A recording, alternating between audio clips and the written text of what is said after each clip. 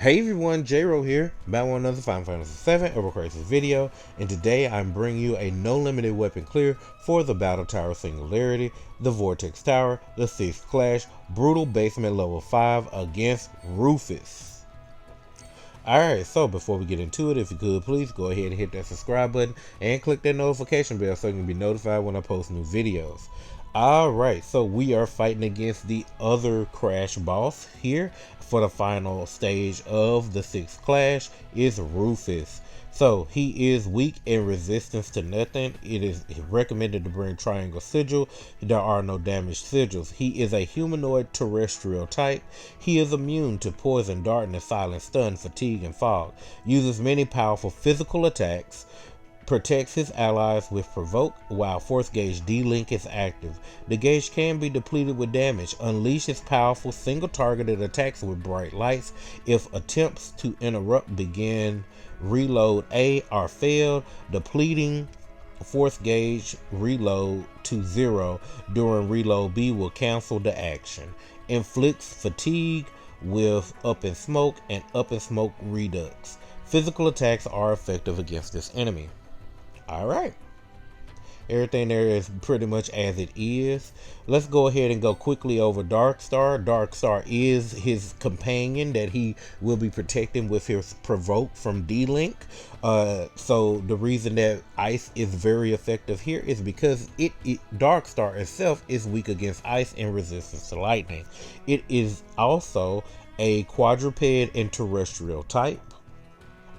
It is immune to poison, darkness, silent stun, fatigue, and fog. Attacks at the same target as Rufus, making provoke an effective strategy to protect your allies. Uses support ability Bearer and Mana War depending on the damage taken by Rufus. Alright.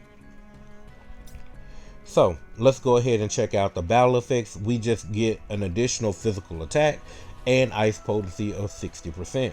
So really, physical ice is definitely very much wanted here.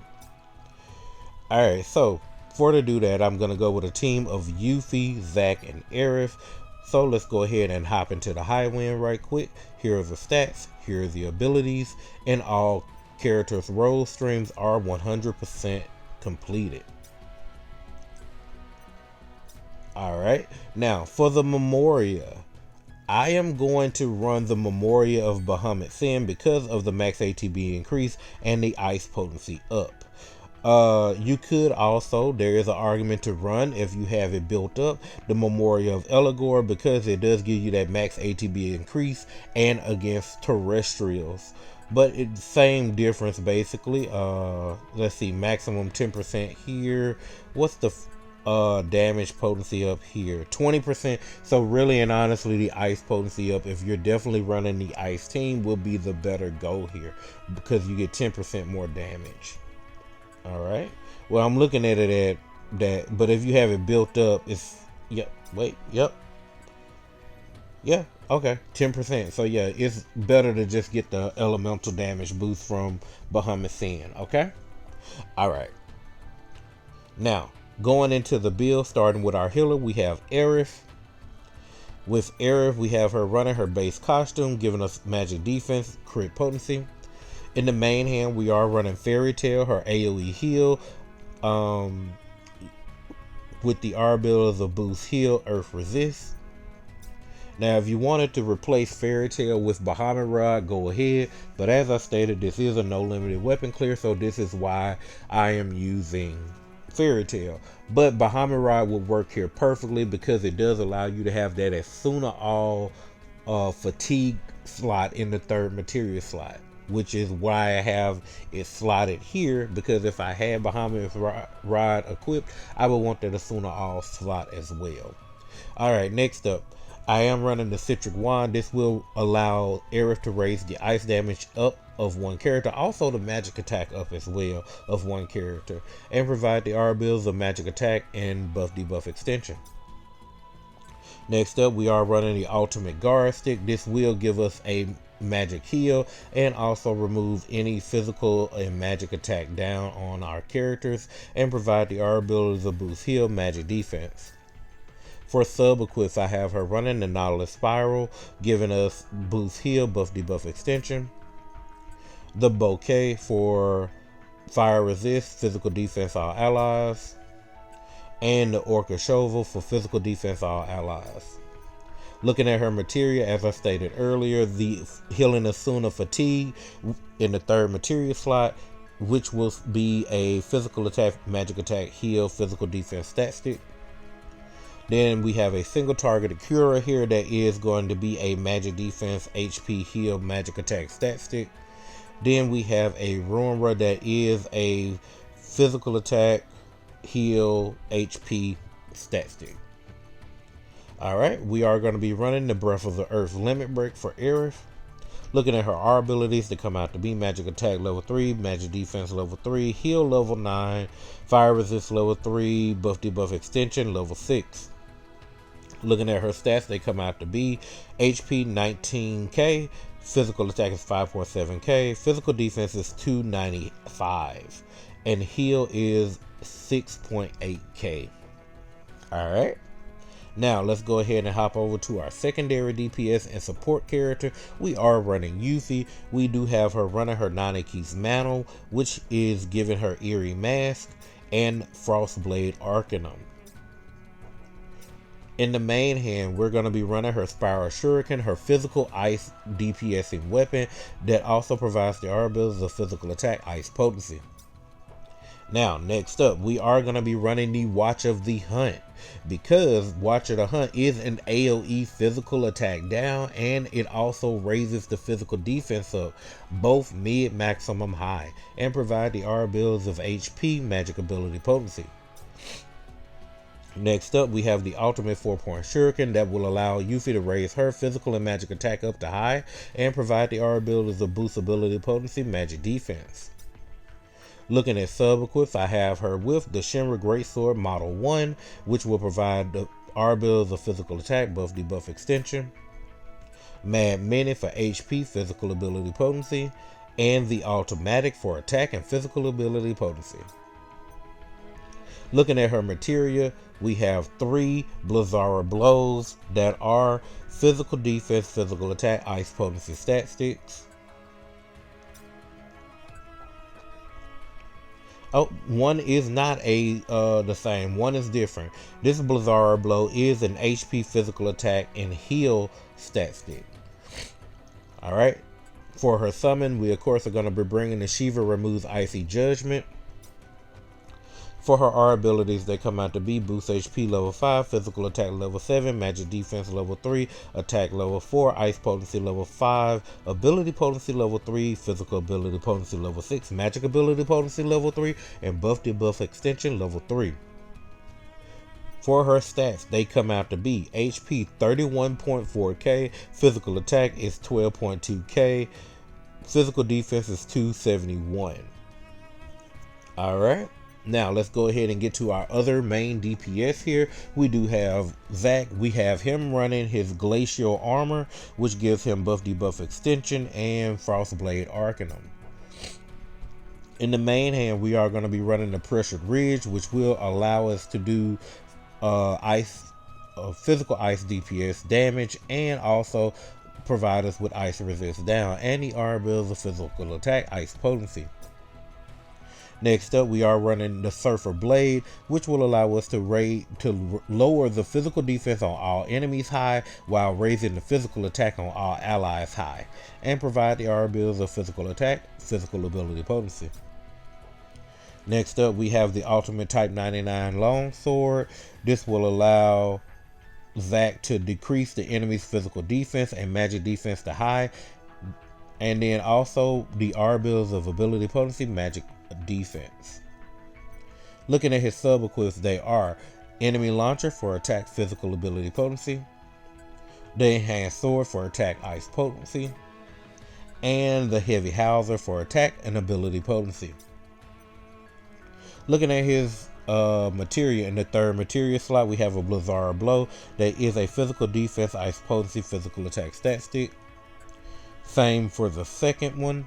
And then the third materia is an Aurora Blow that is a physical attack, physical defense, HP stat stick. For his summon, we are going to be running Shiva for Diamond Dust. Looking at his R abilities, they come out to be physical attack level 7, attack level 7, ice potency level 7, ability potency level 5, and physical ability potency level 3, and buff debuff extension level 3. I'm sorry, and physical ability potency is level 7. I'm sorry about that.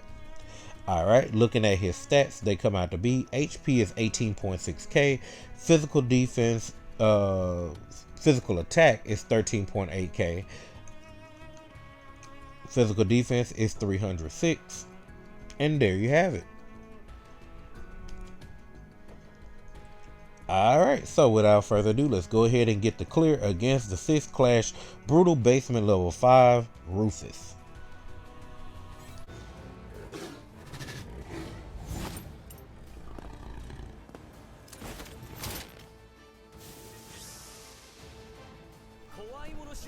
Alright, so Rufus will start off using Provoke. So what we're going to do, we're going to start off with Off the Rip 2 times. We're going to start off with Lightning Ninjutsu 2 times. And then Aerith is going to boost the ice damage up for Zack and Yuffie.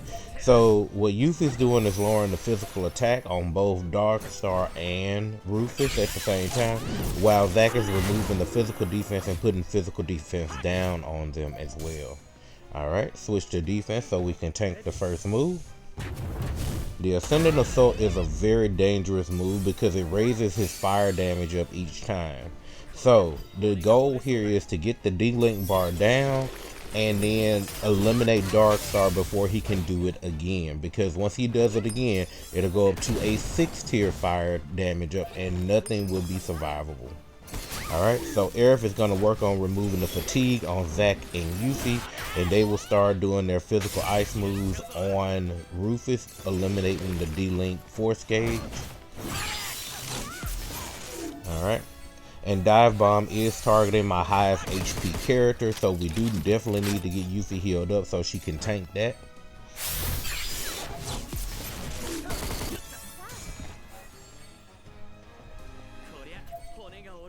Alright, D-Link bar is almost down. Alright, here's the Dive Bomb. Hit her for 18k. Alright, got her healed up. Alright, now we're going to go ahead and work on finishing that D-Link bar so we can go ahead and start targeting Dark Star here. Alright.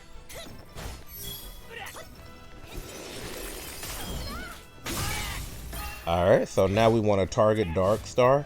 That way we can go ahead and start getting rid of him before the next Ascendant Assault, which would raise Rufus's fire damage up even further. So what we're going to do is get the ice resist down on Dark Star, activate our overspeeds, and use both the Shiva Removes Icy Judgment and Diamond Dust together, taking a gigantic chunk out of his HP.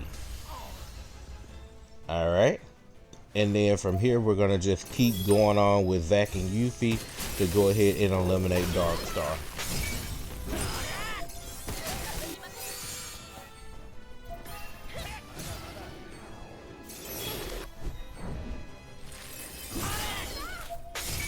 Alright, looks like Dark Star is one hit now.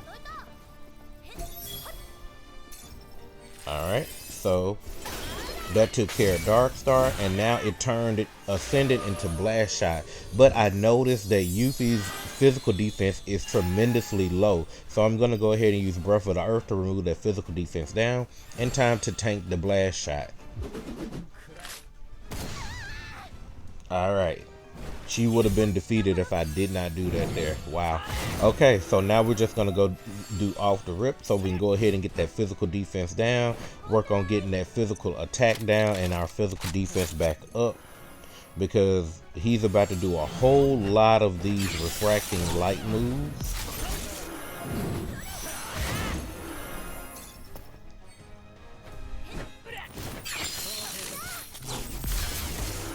Alright, so that should make those tankable now.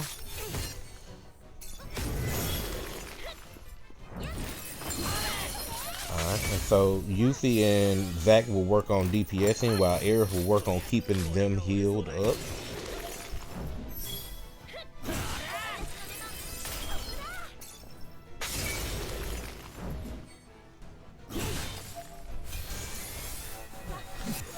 Alright, activating Air's overspeed so I can go ahead and get those heals in a little bit easier.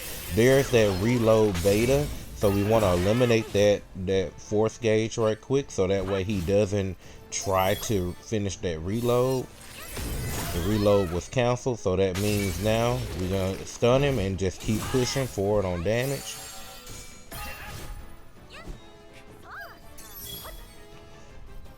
Alright.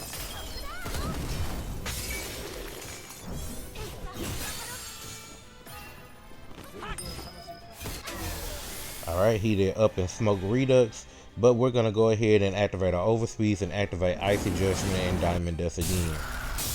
And let's see how much that does.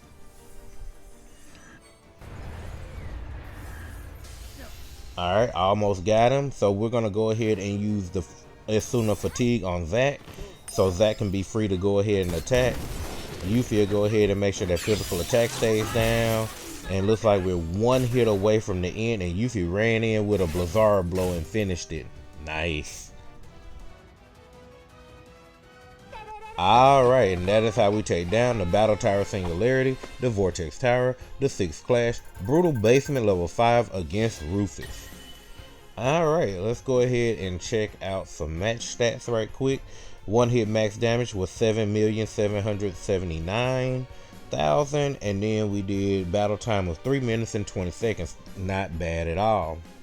Yeah, this was a pretty challenging fight, especially with not being able to use the better physical ice characters, considering that, you know, Stream Saber, Gun of the Worthy, and Soul Ball all limited weapons. So if you do just so happen to have a stronger ice DPS, that would be very much welcomed here. You just definitely want to make sure you bring your physical defense down, your ice resist down, and your physical attack down as well.